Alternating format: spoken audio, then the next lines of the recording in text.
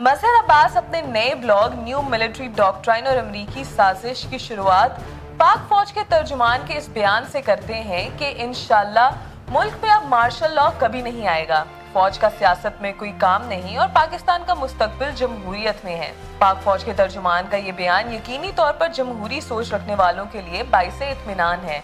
अगर इस नए मिलिट्री डॉक्ट्राइन पर सख्ती से अमल किया गया तो उम्मीद है सियासतदान अपनी गलतियों से सबक सीखेंगे और किसी फोन के मुंतजर नहीं रहेंगे।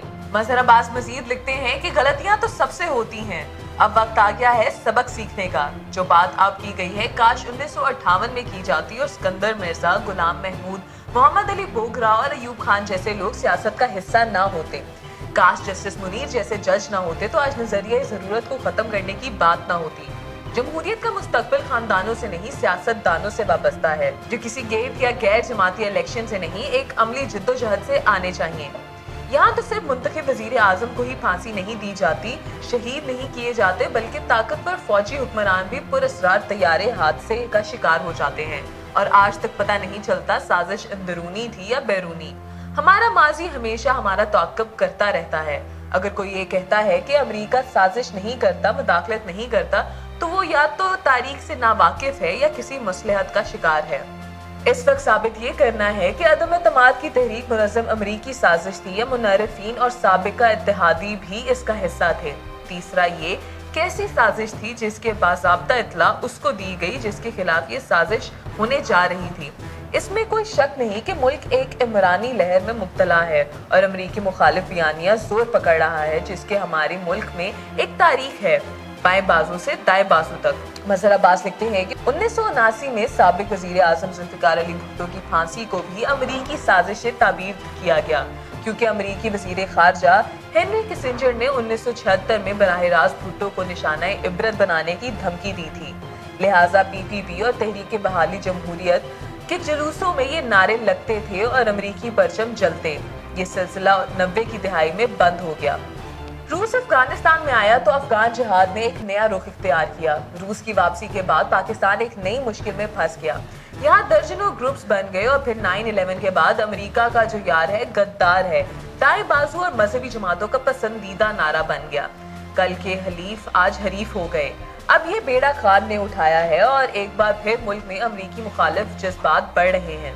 इस वक्त खान साहब अदम एतमाद की तहरीक के पसे पर्दा अमरीकी साजिश देख रहे हैं और हाल ही में उन्होंने कराची के एक बड़े जलसे में मुदाखलत की थ्योरी को मुस्तरद करके साजिश के बयानिए को ही बुनियाद बनाकर एक ऐसी आला सतह तहकीकाती कमीशन बनाने का मुतालबा किया है। वजीर आजम शहबाज शरीफ उस पर राजी तो नजर आते हैं और नेशनल सिक्योरिटी कमेटी का इजलास भी तलब करने वाले हैं। मजहर अब्बास लिखते हैं कि खान साहब के बकौल इस साजिश के ताने बाने यहाँ और वाशिंगटन से मिलते हैं। 8 मार्च से 9 अप्रैल तक जो कुछ हुआ सियासी महाज पर, उसको वो उस मुतनाज़े मरासले का तसलसल समझते हैं जिसमें उनके बकौल अमरीका ने वाज़ेह तौर पर पाकिस्तान को धमकी दी थी। अब इस दौरान पाकिस्तान में इस्लामी वज़राए खारजा की कॉन्फ्रेंस भी हुई और आला अमरीका अहदेदार भी इस्लामाबाद आए। मजहर अब्बास ये सवाल उठाते हैं कि क्या हमारे वजीर खारजा ने उनके साथ बातचीत में ये मसला उठाया था। दूसरा, उनको आज भी इस सवाल का जवाब नहीं मिल पा रहा कि आखिर 28 मार्च को जब अदम एतमाद की तहरीक कौमी असेंबली में पेश की गई तो उस वक्त शाह महमूद कुरैशी या किसी और हुकूमती वजीर की तरफ से अदम एतमाद पर एतराज क्यों नहीं किया गया। बात 3 अप्रैल तक आ गई। इस दिन वोटिंग होनी थी, मगर अचानक फवाद चौधरी ने पॉइंट ऑफ ऑर्डर पर खिताब किया।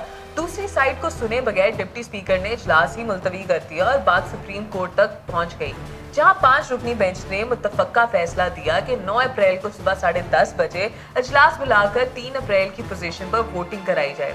मजहर अब्बास ने खान साहब से मुआज़रत करते हुए लिखा है कि उनको बुरा तो लग रहा होगा कि सुप्रीम कोर्ट रात को 12 बजे क्यों लगी, मगर ये तो बताएं हुजूर कि रात 12 बजे तक कौमी असेंबली क्यों चलती रही। सुबह वोटिंग हो जाती, दोपहर को हो जाती, शाम को हो जाती। आप खुद अपने अदाओं पर जरा गौर करें, हम कहेंगे तो शिकायत होगी। वो कहते हैं कि खान साहब, आपको याद होगा 3 नवंबर 2008 उस वक्त भी अदालत रात को लगी थी और 7 रुकनी बेंच ने एक तारीख साज फैसला भी दिया था और जनरल मुशर्रफ के इमरजेंसी को गैर आईनी और गैर कानूनी करार दिया था। अगर आप रात को अदालती अहकाम के बावजूद फैसले पर अमल नहीं करेंगे, आइन की संगीन खिलाफ वर्जी करेंगे तो अदालत रात को ही लगेगी। اب یہ نقطہ عین ممکن ہے نظر ثانی درخواست میں سامنے آئے۔ رہ گئی بات زمین فروشی کی، تو جب تک ہماری سیاست سے اس کا خاتمہ نہیں ہوتا، نہ سیاست آگے بڑھے گی نہ جمہوریت۔ مگر یہ نہیں ہو سکتا کہ 2018 میں زمین فروش باز ضمیر کہلائیں اور 2022 میں زمین فروش، اس پر اتفاق رائے ضروری ہے۔ آخر میں مظہر عباس ایک درخواست کرتے ہیں، خدا کے لیے غداری کی اسناد دینا بند کریں۔ کسی نے اگر غداری کی ہے تو خصوصی ٹریبیونل بنائیں اور جرم ثابت ہو تو سزا دیں۔ کراچی کے جلسے میں ایک نظم پڑھی جا رہی تھی کہ ہم دیکھیں گے، اس کے خالق فیض احمد فیض راولپنڈی کیس کے اہم ملزم تھے، مگر وقت نے ثابت کیا کہ وہ غدار نہیں تھے۔ آگے آپ سمجھدار ہیں۔